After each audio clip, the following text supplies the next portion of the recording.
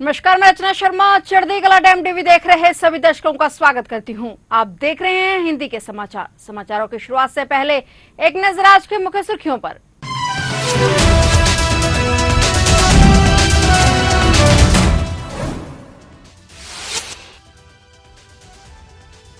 Putin के न्योते पर आज रूस पहुंचे पीएम मोदी। 5 साल बाद पीएम मोदी का रूस दौरा। 22वें भारत रूस वार्षिक शिखर सम्मेलन में भाग लेने पहुंचे पीएम।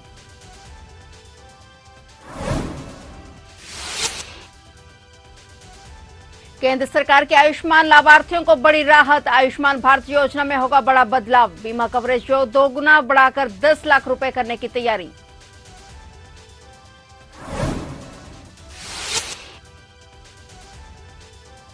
रोडवेज की बस पलटने से 40 से अधिक स्कूली बच्चे घायल। सामने आया रोते कराहते बच्चों का वीडियो। पिंजौर के पास बस पलटने से मचा हड़कंप।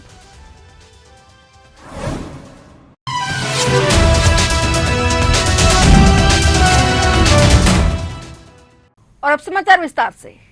प्रधानमंत्री नरेंद्र मोदी आज से 2 दिवसीय रूस यात्रा पर हैं। पीएम मोदी 5 साल बाद रूस के दौरे पर हैं। वे आज से 10 जुलाई तक रूस और ऑस्ट्रिया के दौरे पर रहेंगे। पीएम मोदी रूस के राष्ट्रपति व्लादिमीर पुतिन के निमंत्रण पर 22वें भारत रूस वार्षिक शिखर सम्मेलन में भाग लेने के लिए मॉस्को में पहुंचे हैं। पीएम मोदी कल मंगलवार को रूस में बसे भारतीय समुदाय से संवाद करेंगे। वे क्रेमलिन में अज्ञात सैनिक की समाधि पर पुष्पांजलि भी अर्पित करेंगे और इसके बाद वे मॉस्को में प्रदर्शनी स्थल पर रोसाटोम मंडप का दौरा करेंगे और इसके बाद मोदी और पुतिन के बीच प्रतिबंधित स्तर की वार्ता होगी। इसके बाद प्रधानमंत्री और रूसी राष्ट्रपति के नेतृत्व में प्रतिनिधिमंडल स्तर की वार्ता होगी। रूसी सेना में नौकरी के नाम पर गुमराह कर भेजे गए भारतीयों को शीघ्र रिहाई का मुद्दा भी चर्चा में उठने की उम्मीद है।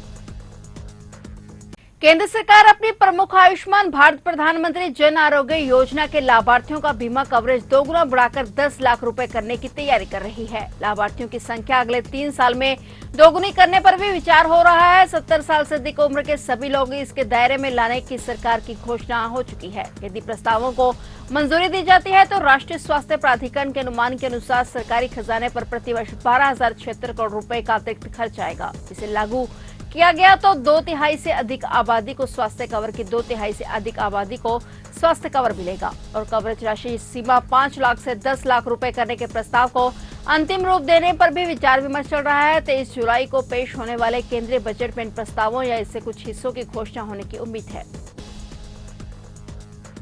दिल्ली के उपराज्यपाल वीके सक्सेना द्वारा अंतरिम उपाय के तौर पर 5,000 शिक्षकों के तबादले के आदेश को स्थगित रखने के निर्देश के बाद शिक्षा मंत्री आतिशी ने कहा कि वे भविष्य में दिल्ली की शिक्षा क्रांति को रोकने के किसी भी प्रयास का कड़ा विरोध करेंगे। उनकी यह टिप्पणी एलजी सक्सेना द्वारा दिल्ली के 5,000 सरकारी स्कूल शिक्षकों के तबादले पर अस्थायी रोक लगाने के आदेश के बाद आई है। आप नेता ने कहा कि 2 जुलाई को भाजपा ने अपने एलजी के जरिए रातों रात 5,000 सरकारी स्कूल शिक्षकों का तबादला कर दिया। यह तबादला दिल्ली के शिक्षा मंत्री के आदेश के खिलाफ किया गया। आप नेता ने कहा कि शिक्षकों के तबादले रोकने के एलजी सक्सेना के आदेश से वे खुश हैं और वे पार्टी के अधिकारों और दिल्ली के बच्चों की शिक्षा के लिए लड़ती रहेंगी। उन्होंने ये भी कहा कि आज मुझे खुशी है कि भाजपा उनके एलजी को इन 5,000 शिक्षकों के तबादले को रोकना पड़ा। अगर भविष्य में दिल्ली की शिक्षा क्रांति को रोकने का कोई प्रयास किया गया तो हम इसका कड़ा विरोध करेंगे। 2 जुलाई को भारतीय जनता पार्टी ने अपने एलजी साहब के माध्यम से दिल्ली के सरकारी स्कूलों के 5,000 टीचर का ट्रांसफर कर दिया। रात के बीचों बीच कर दिया। मेरे यानी दिल्ली सरकार के शिक्षा मंत्री के आदेश के खिलाफ कर दिया। ये ट्रांसफर क्यों हुआ? ये 5,000 टीचर्स का ट्रांसफर इसलिए हुआ क्योंकि ये वो टीचर हैं जिन्होंने पिछले 10 साल में अरविंद केजरीवाल जी की सरकार के साथ दिल्ली के सरकारी स्कूलों का काया पलट किया है।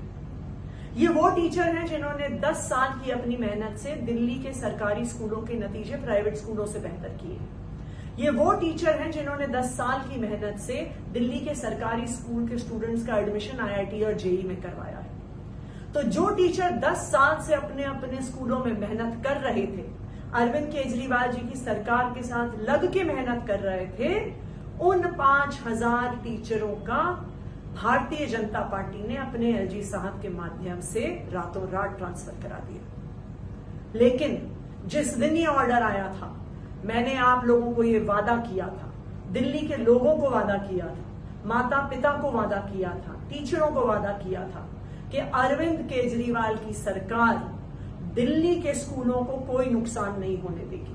हम दिल्ली के टीचर्स के हक के लिए, हम दिल्ली के बच्चों के हक के लिए, दिल्ली के सरकारी स्कूलों के लिए लड़ते रहेंगे, दिल्ली के बच्चों को अच्छा भविष्य देने के लिए लड़ते रहेंगे। और आज मुझे इस बात की खुशी है कि भारतीय जनता पार्टी को और उनके एलजी साहब को इन 5000 टीचर्स के ट्रांसफर ऑर्डर को वापस लेना पड़ा है। ये ना सिर्फ दिल्ली के शिक्षकों की जीत है, पेरेंट्स की जीत है, ये दिल्ली वालों की जीत है। क्योंकि आज भारतीय जनता पार्टी को ये पता चल गया है कि अगर वो दिल्ली के सरकारी स्कूलों से छेड़छाड़ करेंगे, अगर वो दिल्ली की शिक्षा क्रांति को खत्म करने की कोशिश करेंगे, तो दिल्ली वाले उसका विरोध करेंगे, आम आदमी पार्टी उसका विरोध करेगी और दिल्ली के स्कूलों को बर्बाद करने की उनकी जो ये साजिश थी, ये हम सब ने मिलकर इस साजिश को, इस षड्यंत्र को रोक दिया है। आज सुबह स्कूल के लिए निकले स्कूली बच्चे भयानक एक्सीडेंट के शिकार हो गए। पंचकुला जिले के पिंजौर के पास हरियाणा रोडवेज की बस पलटने से 40 से अधिक स्कूली बच्चे घायल हो गए। यह दुर्घटना बस चालक द्वारा तेज गति से चलाने के कारण हुई। हादसा जिले के नौटा गांव के पास हुआ और घायलों को पिंजौर अस्पताल और पंचकुला के सेक्टर 6 सिविल अस्पताल लाया गया। हादसे में एक महिला भी घायल हुई है, जिसे गंभीर हालत में पीजीआई चंडीगढ़ रेफर किया गया है। घटना की जाँच के लिए पुलिस घटनास्थल पर मौजूद है और बस में ओवरलोडिंग और सड़क की खराब हालत भी हादसे का कारण बताई जा रही है। वहीं पिंजौर के पास बस पलटने से हड़कंप मचा हुआ है। इस बीच घायल बच्चों का हालचाल जानने के लिए भाजपा के पूर्व विधायक लतिका शर्मा भी अस्पताल पहुंची, जहां उन्होंने अस्पताल में डॉक्टरों से बच्चों का हालचाल जाना। देखिए, डकरोग से बस नोल्टी की तरफ जा रही थी, मिनी बस थी रोडवेज की, और उसमें काफ़ी मात्रा पे सवारियां सवार थी। स्कूली बच्चे भी थे जो वहाँ डकरोग में स्कूल है वहाँ जाते हैं। और जो ये बस है ये पलटी है मोड़ पे। अभी उसके कारण क्या रहे हैं उसकी जांच जो है वो पुलिस कर रही है। कारण अभी तो मेन जो हमारा फोकस है रेस्क्यू पे था। अभी राहत की खबर ये है कि सारे बच्चे जितने हैं सारे स्टेबल हैं, किसी को ज़्यादा या थ्रेटनिंग इंजरी नहीं है जो क्रिटिकल हो। हमारे यहाँ पे सिविल अस्पताल के अंदर ही लगभग 30 बच्चे लाए जा चुके हैं, बाकी पिंजौर में ही ऑब्जर्वेशन पे हैं। इसके अलावा 4 एडल्ट भी यहाँ लाए गए थे सिविल हॉस्पिटल में, जिनमें एक महिला है 60 साल की, जिनकी बाजू में क्रश इंजरी थी, उनको पीजीआई चंडीगढ़ रेफ़र किया गया है। इसके अतिरिक्त एक मरीज़ और हैं जिनके लीवर में थोड़ी सी चोट है और थोड़ी हल्की ब्लीडिंग हो रही है, उनको अभी आईसीयू शिफ्ट कर रहे हैं। इसके अतिरिक्त जितने मरीज़ हैं, जितने भी दुर्घटना में थे, बच्चे बस में या बड़े भी थे, वो अभी स्टेबल हैं। आगे पुलिस अपनी जांच कर रही है कि क्या कारण रहे और किसकी गलती है। कल 7 जुलाई से शुरू हुई आस्था और भक्ति की रथ यात्रा ने ओडिशा के पुरी में उस वक्त दर्दनाक मोड़ ले लिया जब भगवान बालभद्र के साथ रथ ताल ध्वज को खींचने के दौरान भगदड़ मच गई। इस हादसे में एक श्रद्धालु की मौत हो गई, जबकि 400 से अधिक लोग घायल हो गए। घायलों में कईयों की हालत गंभीर बताई जा रही है। भगदड़ में 2 पुलिस कर्मचारी भी घायल हुए हैं। इनमें से एक पुलिस कर्मचारी का पैर टूटने की खबर सामने आई है। हादसे के बाद मौके पर चीख पुकार मच गई। घायलों को पुरी के जिला अस्पताल पहुंचाया गया, जहां इलाज चल रहा है। घटना की सूचना मिलते ही स्वास्थ्य मंत्री मुकेश महालिंग अस्पताल पहुंचे और घायलों का हालचाल जाना। उड़ीसा के मुख्यमंत्री मोहन चरण मांझी ने मृतक के परिजनों को 4 लाख रुपए की अनुग्रह राशि देने की घोषणा की। अस्पताल में जिंदगी और मौत से जूझ रहे लोगों को देखकर हर किसी का दिल दहल गया। डॉक्टरों की टीम घायलों का इलाज में जुट गई है। इस हादसे पर दुख जताते हुए स्वास्थ्य मंत्री मुकेश महालिंग ने कहा कि घायलों को हर संभव मदद मुहैया कराई जा रही है। उन्होंने अधिकारियों को हादसे की जांच के आदेश दिए हैं।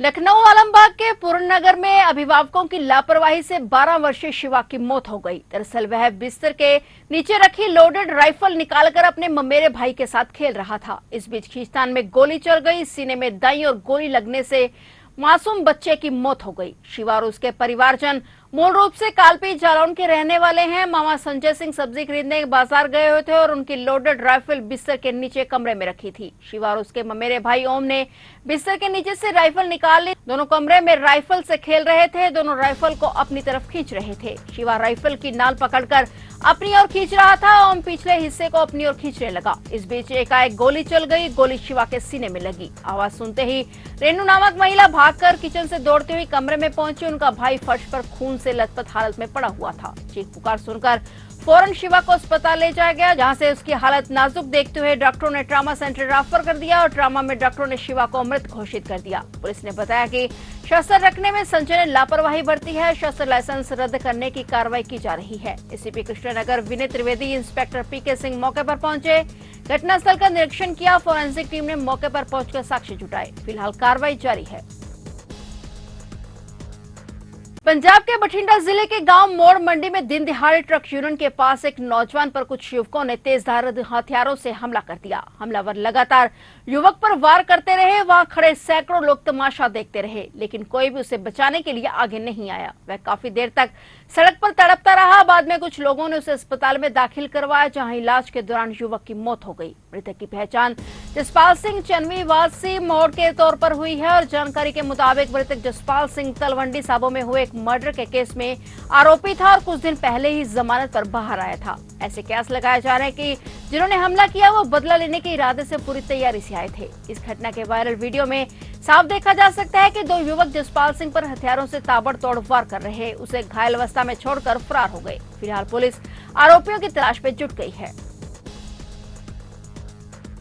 उत्तर प्रदेश के आगरा में आज एक दर्दनाक हादसा हो गया। यहां खंदौली यमुना एक्सप्रेसवे इंटरचेंज पर बने गड्ढे में डूबने से 4 बच्चों की मौत हो गई। ये सभी बच्चे नहाने गए थे, इस दौरान गड्ढे में डूब गए। बच्चों को डूबते देख महिला सहित 6 लोग बचाने के लिए पानी में कूद गए। इस घटना के बाद घटनास्थल पर चीख पुकार मच गई। जानकारी मिलते ही ग्रामीण वहां पहुंचे, पुलिस को सूचना दी गई। पुलिस और ग्रामीणों ने मिलकर सभी को बाहर निकाला। इस हादसे में 4 बच्चों की मौत हो गई। जानकारी के मुताबिक ये हादसा खंदौली यमुना एक्सप्रेसवे पर इंटरचेंज में हुआ। दरअसल यमुना एक्सप्रेसवे इंटरचेंज पर बारिश के दौरान आने वाले पानी को बहाने के लिए एकत्रित करने के लिए तालाब बनाया गया है, जिसमें बच्चे नहाने के लिए कूद पड़े। कुछ ही देर बाद बच्चे डूबने लगे। उनकी चीख पुकार सुनकर परिवार के अन्य लोग भी कूद गए। सभी एक साथ डूबने लगे और सभी की चीख पुकार सुनकर ग्रामीणों की सूचना पर पुलिस मौके पर आ गई और इसके बाद पुलिस और ग्रामीणों ने रस्सी डालकर सभी को बड़ी मुश्किल से बाहर निकाला, लेकिन तब तक 4 बच्चों की मौत हो गई। वहीं इस घटना के बाद से परिजनों में कोहराम मचा हुआ है। 7/7/2024 को खंदौली इंटरचेंज के पास 16 लोगों के डूबने की सूचना प्राप्त हुई। मौके पर थाना पुलिस को जब सूचना दी गई, उससे पहले इंटरचेंज पे होमगार्ड मौजूद थे, मुकेश कुमार चौहान, और 2 लोग और थे, जितेंद्र शर्मा और विष्णु। उन्होंने 5 लोगों को सकुशल रिकवर किया गया था। 3 की मौके पे डेथ हो गई थी। एक को खंदौली CHC भेजा गया था, जहाँ पे उसे डेथ डिक्लेयर कर दिया गया। 5 लोग अभी इसमें सकुशल रेस्क्यू किए हैं। अग्रिम विधिक कार्रवाई शुरू। फिलहाल हिंदी के समाचारों में इतना ही, और नए समाचारों के साथ फिर से हाजिर होंगे। तब तक के लिए देखते रहिए चढ़ती कला टाइम टीवी और मुझे दीजिए इजाजत। धन्यवाद।